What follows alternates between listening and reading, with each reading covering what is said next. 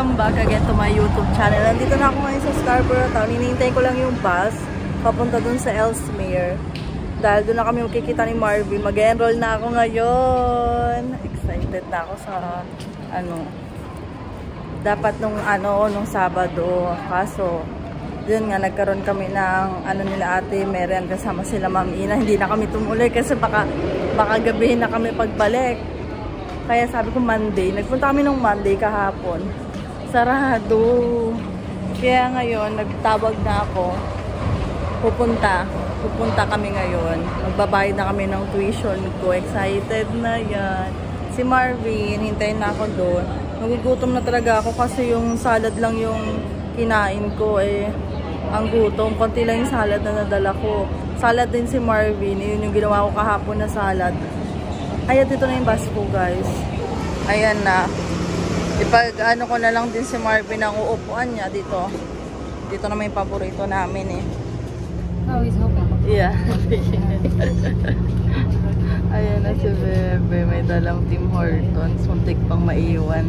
Muntik ka nang maiwan. Guys, tapos na ako mag-enroll. Tapos, bala ko, pumunta talaga dito. Dahil may kailangan akong bilhin. Yung iniinom ko nga na pampapupo ko. Yung juice na ininom ko nung nandun pa kami sa kabilang bahay. Eh, ubos na. Ilang weeks na yon. Nakita ko siya sa Pinoy Mini Stop. Bagong bukas lang to. Siguro mga ilang buwan pa lang sila. Ayan. Dito yung sa Batters eh. Sabi ko, punta na natin please. Tapos nakita ko yung Lovely Pau. Nabili ng Siopaw. Yung binigay sa amin ni Ate Mai. Ayan. Yan nga. Ayan oh. Nakita ko lang to sa Facebook. So, nasaan? Ano yan? Ah, Goldilocks. Ito yung Ensaymada ba yun? Nasaan ba yung kailangan kong uy, sardinas. Oh my God. Wag lang tayo mag-convert, guys. Ah, bebe, ito yung hotdog oh. Siya yung kikiam. Ayun, guys. $45. Ito po. Sige po. Magbayad po ako sa credit card po. Magbayad ka na. Teka, titingin lang ako dito. May mga ice. Uy, mga ice cream. Goldilocks no. Goldilocks oh. May mga skincare rin sila dito. Kojic. Ayun yung ginagamit ko. Yung fairy skin. Meron din pala sila. Magkano po yung fairy skin ninyo? Yung pong pinakataas? Apo. 30 pala yun. Ganda. Dami nilang paninda. Mga Pilipino talaga. Ayan. Parang siya. 7-Eleven. So, ayun lang yung binili namin, guys. Napakabilis. Tingnan namin Lovely Pau. Oh, ayun yung Lovely Pau. Yung sasakyan na gusto ko. Oh. Honda Civic. Mahal naman kasi yan eh. Tsaka nakawin. Ayan. Doon tayo. Medyo malayo-layo to sa amin. Kaya sabi ko, Marvin, dali na ngayon napunta na natin. Para nagpupupupo. Bloated na talaga. Ay, ito yung Lovely Pau, oh. Siopaw. Bebe, ito na. Ito. Oo, Lovely Pau. Nakalagay Lovely Pau sa labas, eh. Ay, tara. Ay, ito, bebe, oh. Ay, ito yun. Ay, ito yung maliit, oh. Magkano kaya yan? May presyo ba?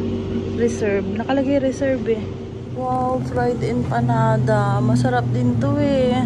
Ito, masarap to. Maliliit lang, be, oh. Guys, hindi kami bumili ng Siopaw. $18 siya. Kaso, yun nga, dahil bumili na si Marvin ng Tim Hortons kanina, $10 na lang yung natitira dun sa budget namin for this month. Sagad na. Yung aming $450. $450 ata yung aming. $450 or $400. Basta sagad na siya. Hindi na kami magdadagdag. Next month na ulit. Kailangan nating anuhin yung budget. Saan ang tawiran? Walang tawiran dito? Doon pala yung tawiran, guys. So, maglakad pa kami papunta doon. Ang init naman. Tapos pa rin ang sikat ng araw. Alas 6 na. Hindi lang nasagad na yung budget namin for this month. Bibili sana ako ng Siopaw eh. Kaso, sabi ni Marvin, sagad na yung 450. Basta yung sabi na budget. Pero hindi ko alam kung 400 or 450. Mamaya, isusulat ko na yung pinaka-total ng mga nagastusan. Baka mamaya may putal pang konti. Charing. Kasi ilang araw na lang din naman. Katapusan na kasi July 23 ngayon, guys. So, ilang days na lang. Saka ang dami namin na grocery last week. Yun lang ang aming aanuhin. Yun lang ang mga lulutuin namin. Hindi na kami makapag-grocery this week saka next week. Kasi ang dami-dami nun. Magpapasta ako kasi ang dami naming doon pasta sa bahay. Mag-spaghetti ako. Filipino spaghetti. Bumili naman kami ng sauce eh. See you next time, lovely pal. Kung may sakay kami, bilis-bilis lang namin makapunta dyan. Kaso kapag nakakommute, ang tagal ng biyahe papunta dito. Kung mag-alala, dadating din yan. Yung lahat ng cravings ko, pwede na namin puntahan ni Marvin. Cravings ko? Di ba pwedeng cravings din ni Marvin? Dahil Pilipino tayo, magtatago tayo. Tago yarn. Dito tayo sa silong.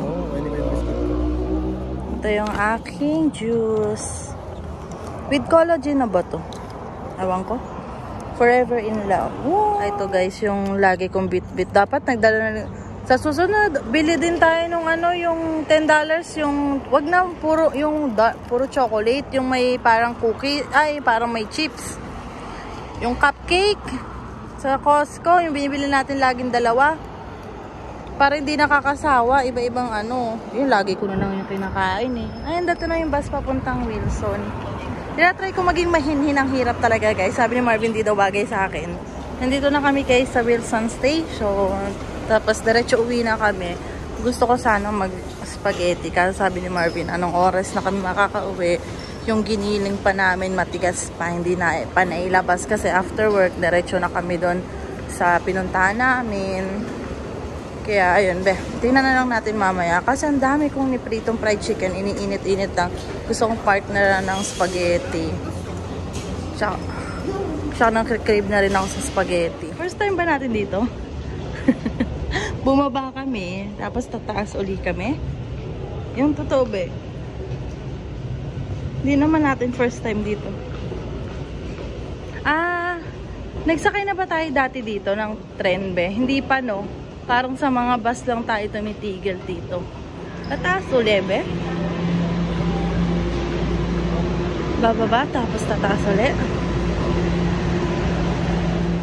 Naiwan na kami ng bus kaya naglakad na lang kami pa uwi ni Marvin. Haba din ng biyahe natin, no? Tulog na tulog ako sa biyahe kanina. Sakit ng leg ko, alay nakakaganon. Ayun. Bali nga nag-enroll na ako kanina. Yung uniform sayang kasi bago na yung uniform nila. Dahil yung uniform nila ngayon, yung jogger pants na daw. Oo, babalik namin kay Ate Lea yung uniform niya. Kasi uniform niya yung maluwag yung pants niya eh. Ngayon kasi garter fitted eh.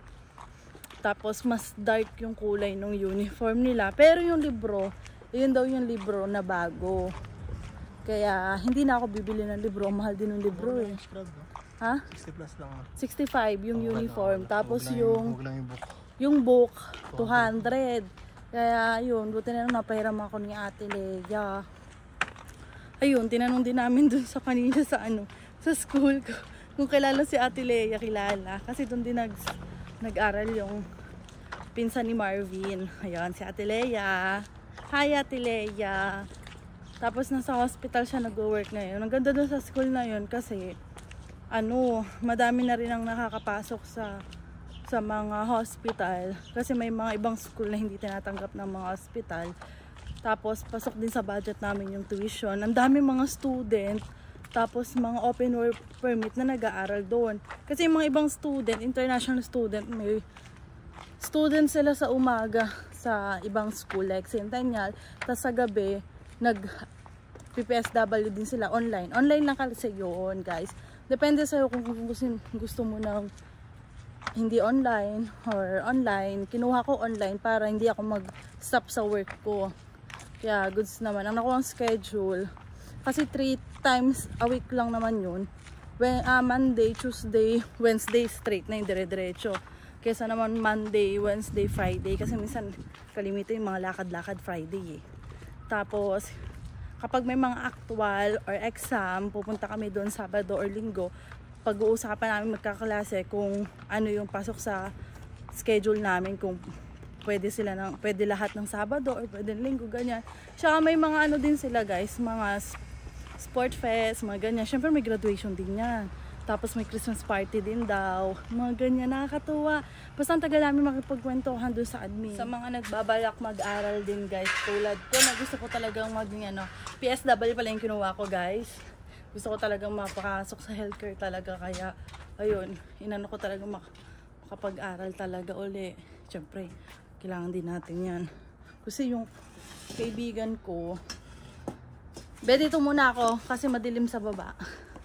Yung kaibigan ko, guys, naputol yung video ko kasi nag-memory full, nag-delete pa ako ng mga videos kasi ang dami ng mga videos. Kaya nagpaparamdam ata na bilhan ka na siya ng, bumili na ako ng bagong phone. Ayoko pong bumili, kaya kailangan pilitin mo pa rin yan. So, ayun, bali may kaibigan nga ako dati, hanggang ngayon, si Ate Alaisa. Kasama ko siya dati sa cleaning sa downtown, guys. So, yung cleaning namin sa downtown, tsaka din siya, nagti-Tim Hortons, nakadalawang job siya. So, yung Tim Hortons, lang siya, minimum lang. Tapos, pinilit niya talaga makapag-aral ng PSW. Pero siya, PR na naman siya. So, wala na siyang iisipin na pag-apply pa na maging permanent resident. Civil engineer siya sa Pilipinas. Tapos yun, naging cleaner siya. Pagkadating niya dito, unang trabaho niya, cleaner at server sa Tim Hortons. Nag-aral siya ng PSW. Tapos, last year, nag-graduate siya nitong mga January at February, tapos diretso na siya mag-exam. Kasi kailangan din, dito pala, kala ko wala ng exam sa PSW, yung kailangan, yung register or certified PSW talaga.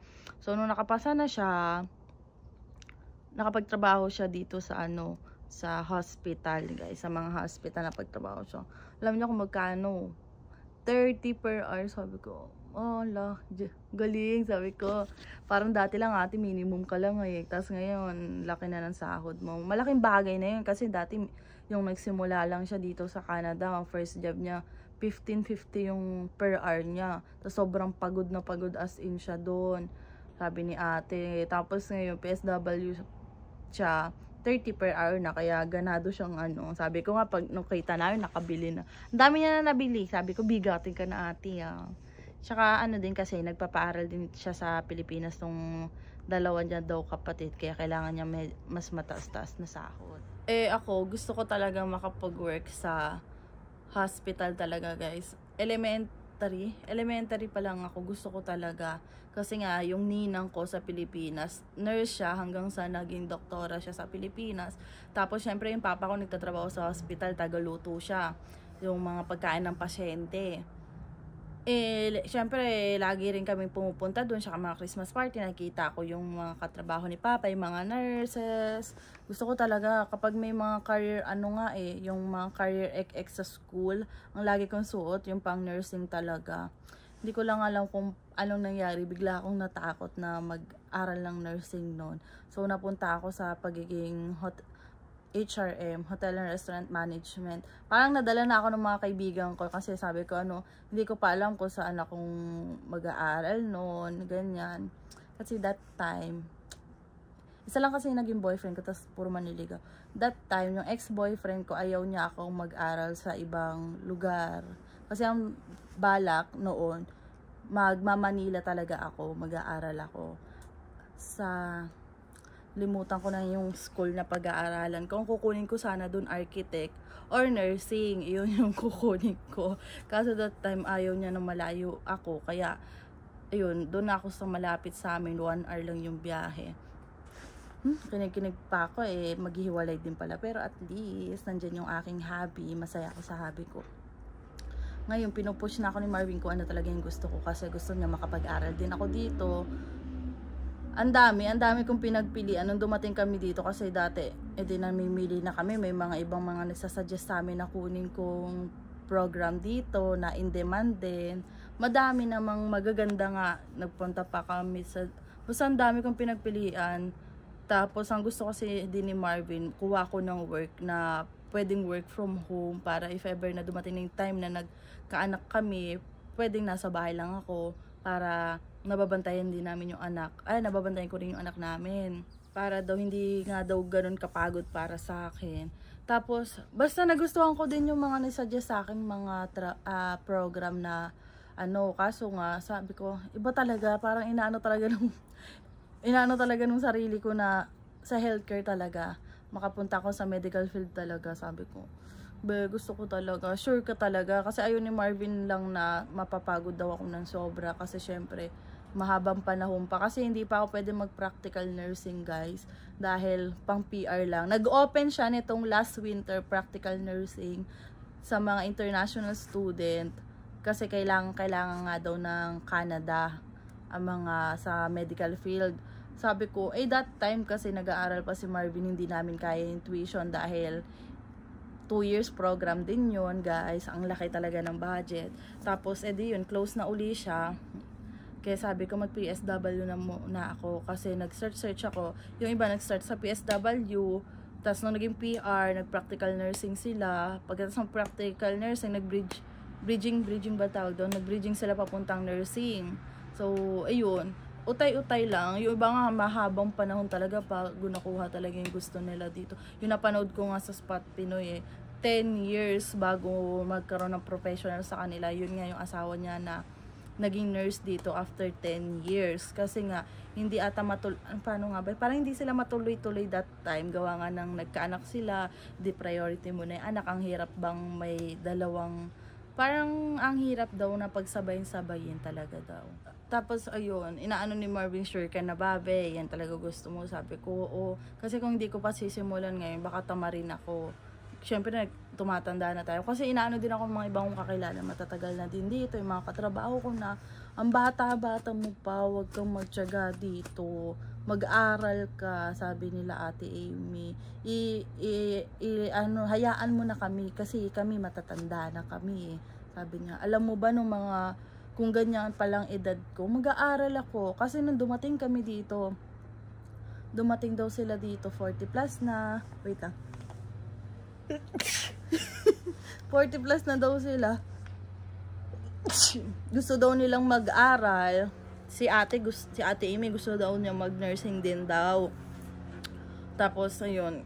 Kaso nga may anak daw siya na kailangan paaralin. Ang hirap na daw pag ganun na daw. Syempre na iba na yung focus mo sa mga anak na mas magandang sila na lang yung bigyan ng magandang edukasyon. Ayun, bali na pag-aaral pati si Ate Lorna, yung anak, may anak silang mga nurse. Ate Lorna may anak siyang nurse, si Ate Amy may anak din siyang nurse, yung mga kasama ko sa factory, guys. Ano lang, bata mo pa, mag-aral ka, gano'n lang ako. Tapos sabi ko kay Marvin, pupush ko to, sabi ko kay Marvin. Sabi ko nga kay Marvin, pag tatrabahuan ko yung pang tuition ko, sabi ko, ano naman, kaya naman kasi na pero parang sabi ko, gusto ko akong magbabayad ng tuition ko. Kasi kahit pa paano, meron naman akong naipon, guys. Si Marvin na lang bahala sa sa mga gastusin siya rin. Hindi, hati pa rin naman kami. Pag kinulang ako, saka lang ako talaga hingi kay Marvin. Sa ngayon, kaya ko pa naman yung mga expenses sa sa tuition ko. Kapag na, ganyan. Excited na ako kasi syempre nung pagdating namin dito, talagang gusto ko talagang mag-aral.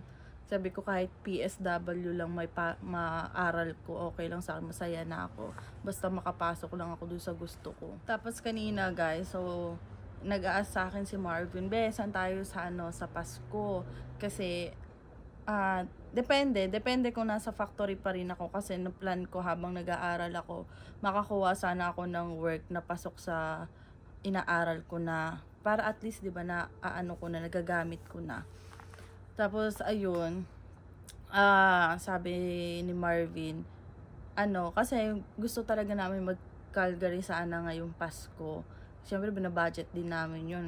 Tapos sabi ni Marvin, sabi niya, Calgary tayo, sabi niya. Tapos sabi niya, may pasok ko pala noon. Bakasyon yun. Siyempre, yun, holiday yun. Sabi ko, sabi ko, may budget ba tayo? Ay, nga pala, nag-aaral ka pala, no. Tingnan natin kung may budget. Pero kung di matutuloy, di next year na lang, guys. At least next year, medyo makaluwag na, wala na talaga may gastusin. This year, madaming gastusin, siyempre. Nung last year, nabayaran namin yung lahat ng tuition ni Marvin. Tapos this year, nung pumasok ang taon, yun nga yung balikbayan box. Tapos, dumating sila Mama Aida, yung gastusin namin. Tapos ngayon, magti-tuition ako. Ano pa bang gastusin namin? Next year pala may gastusin pa. If ever nga yung mga requirements ng, syempre, pag, okay na yung, kailangan na rin namin mag-ready ng mga requirements namin. Pag-a-apply ng PR. Kasi may mga IELTS pa, yung WES, kailangan din ba ng biometric, medical, sobrang dami din. Tapos yung proof of funds na 20,000 CAD yun guys. Sabi ko, ang dami pa pala natin nga asikasuhin. Pero kaya yan. Kahit ang dami na ako, hindi si Marvin, wala naman masyadong iniisip. Ang iniisip lang niya yung pag-apply namin ng PR, kung paano yung, anong pathway yung gagamitin namin. Ako, basta madami akong pinagdadaanan ngayon na si Marvin, nakakalam siya kay mga close friends ko lang. Pero pinipilit ko na lang ding maging matatag siya. Kasi wala naman tayong choice. Kailangan lang natin lumaban eh. Iiyak lang, tapos okay na uli. Basta, ang dami. Basta maano na lang. Pag medyo okay na, may share ko din sa inyo yun. Pag nalangpasan na lahat-lahat talaga. Ngayon, kailangan ko na lang din i-focus din sa pag nag-aral na ako. Matapos ko yan, lahat. Tapos makapasa din ng ano.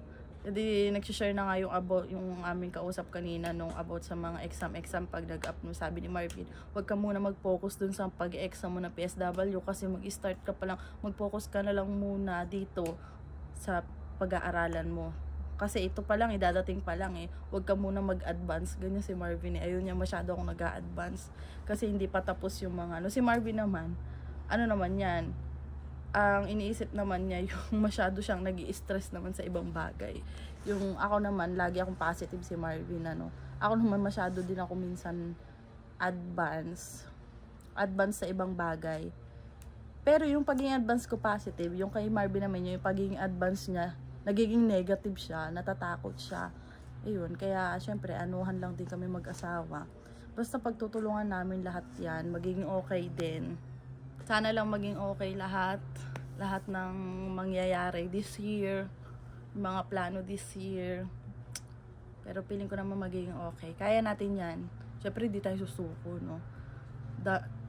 Madami ng ano, sa isang taon at 7 months namin dito. Grabe na yung, hindi namang ano, kasi syempre may iba rin kayo hindi alam sa mga pinagdaanan namin mag-asawa dito. Syempre, yung ibang video namin nasi-share ko sa inyo ibang problema, pero yung ibang problema masyado ng ano, mabigat, hindi namin mai-share sa inyo. Yung mga personal na masyado kasi yun.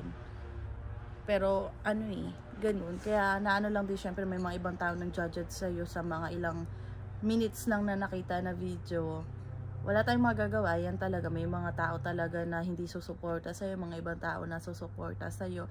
Basta ano lang, gawin mo lang talaga yung mga bagay na makakapagpasaya sa'yo na wala ka namang naapakan na tao, diba?